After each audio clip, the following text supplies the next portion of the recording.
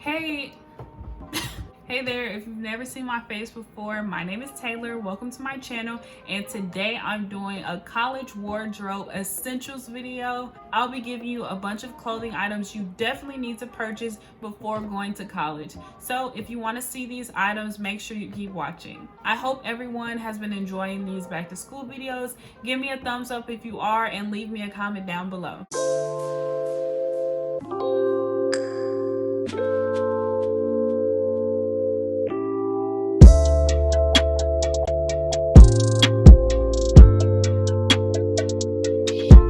First wardrobe essential, of course, is university gear. Make sure you get a t-shirt or two, a hoodie, a hat. Get you some university gear. I did a campus visit of FAMU and I was like, wow, I love this school. I'm going here. So I went ahead and bought a t-shirt, and I was able to wear that for my senior pictures and on May 1st for decision day. So you can purchase university gear from the bookstore or online. One item that I think is super cute, but I haven't personally purchased yet, is the clear bags with your school name on it. This is a great idea for game day because at the football stadiums that have a clear bag policy, you aren't able to bring in purses. So bring in clear bags, or everything has to fit in your pockets.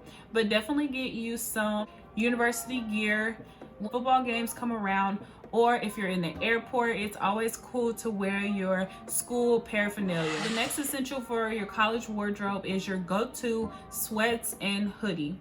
I'm sure everyone has their go-to sweats that just make them feel really comfortable, and they're slightly worn in, but they still look pretty good and they just feel so cozy.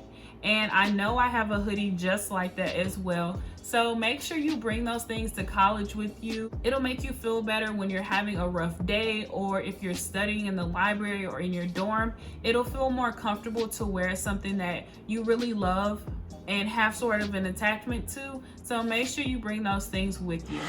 Okay, so this next part is going to be all professional clothes, and this is a must for going off to college. Make sure you build a professional wardrobe, and since you're going into your first year, I suggest starting off with the basics. So I think everyone should have blazer and pants set that matches, or if it could just be the same color, so you get one black blazer and a black pair of slacks. I suggest this because when you're doing interviews, having a nice blazer and black pants to go with it looks very good. And for the ladies, I also suggest having a long skirt, especially at HBCUs.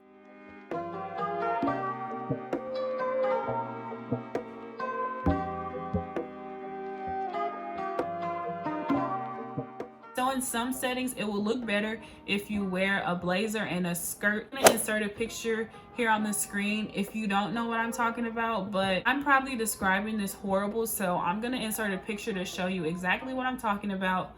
But make sure you have a skirt and it is long and not super tight. This kind of skirt you're going to want to make sure is well made, and you get it from a brand that has quality professional clothes. Along with that, it's always a good idea to have black slacks that you can pair with different blouses or with your blazer. So make sure you have a pair of wide leg slacks. I know people don't really wear those anymore, and the popular thing to wear is like the crop slacks, but that isn't considered business professional. That's more of a business casual pant. So make sure you have business professional clothes and business casual.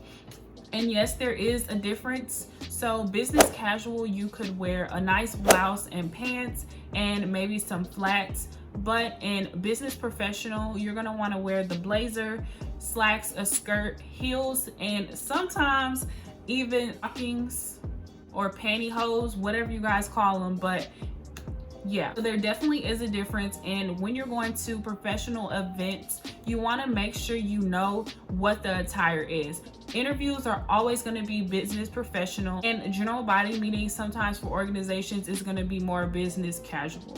So make sure you're aware of the difference and you have both in your closet. Playing off of the business casual, make sure you have some nice blouses. Go with your basic colors, very neutral. Make sure you have a white button down, a black button down, and then maybe one shirt that's black and white with a pattern.